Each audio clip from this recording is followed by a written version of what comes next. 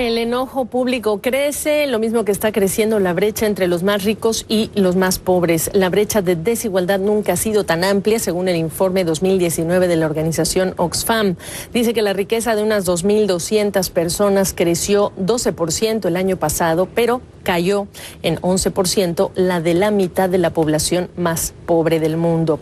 Critica la organización que las tasas de impuestos para los más ricos y las corporaciones han sido recortadas en décadas recientes y cuando eso pasa, agrega, la carga fiscal se traslada a los pobres a través de gravámenes como el impuesto al valor agregado, un impuesto indirecto que dice lleva a los pobres a pagar relativamente más de su ingreso que los ricos.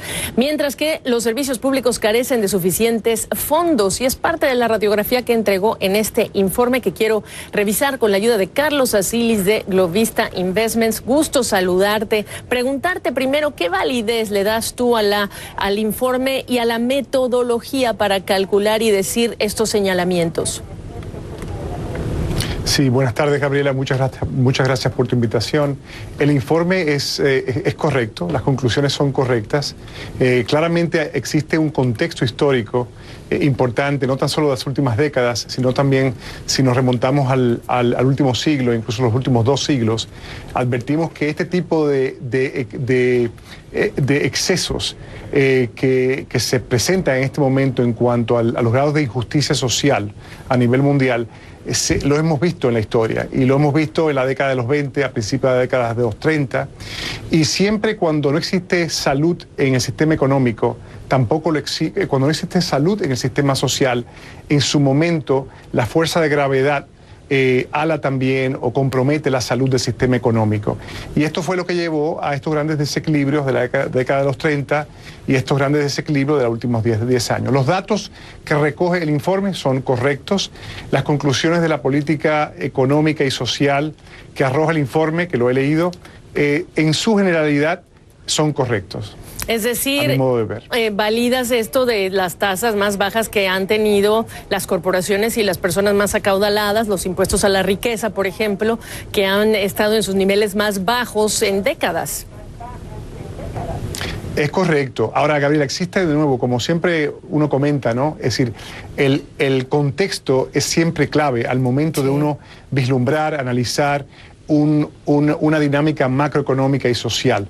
Y en ese sentido, el contexto de los últimos, vamos a decir, los últimos 30 años, luego del colapso de la Unión Soviética, esta nueva era de globalización que se inició en el año 1990, vino acompañada con una serie de políticas de liberalización económica que ha traído como consecuencia, entre muchas otras dinámicas, un recorte de las tasas impositivas a los individuos y a las empresas. Y es eso lo que hemos visto en los últimos 30 años, como consecuencia de la crisis del 2007-2009, hemos visto cómo los regímenes autoritarios han cobrado mayor fuerza y estamos comenzando a vislumbrar un cierto movimiento del péndulo en la otra dirección.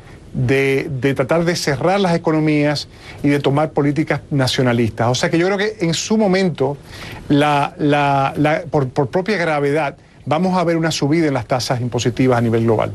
Ahora, Carlos, siempre que hablamos de reducir la desigualdad, de lo primero que tenemos que hablar es de la primera carretera básica, pues tiene que ver con el crecimiento económico, porque sin crecimiento económico no puedes hablar de muchas cosas y viene un 2019 complejo.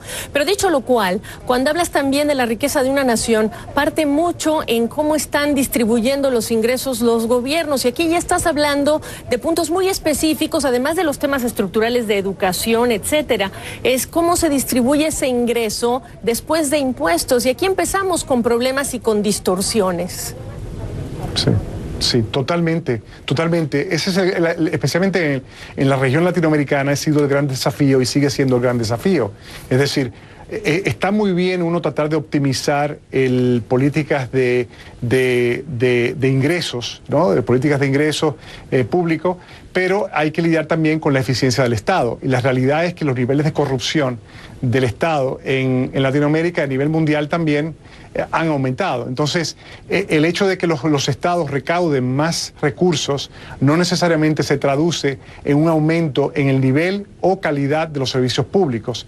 Entonces, siempre sobre ese tema, siempre he comentado que la evidencia histórica nos recuerda que antes de uno tratar de ensanchar, de ampliar los niveles de recaudaciones, ¿no?, los recursos a recaudar, el Estado público tiene que reformarse, tiene que plantar las bases con su ejemplo de una mayor transparencia, una mayor eficiencia, menos corrupción.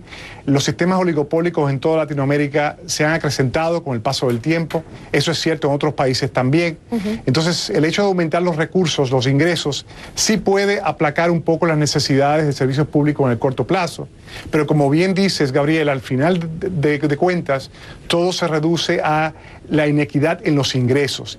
Y los trabajadores en Latinoamérica particularmente las tienen muy difíciles en aumentar sus salarios por la estructura propia de los mercados que son muy oligopólicos. ¿Optimista o no tanto, bien breve, de lo que pasa en 2019 en este tema?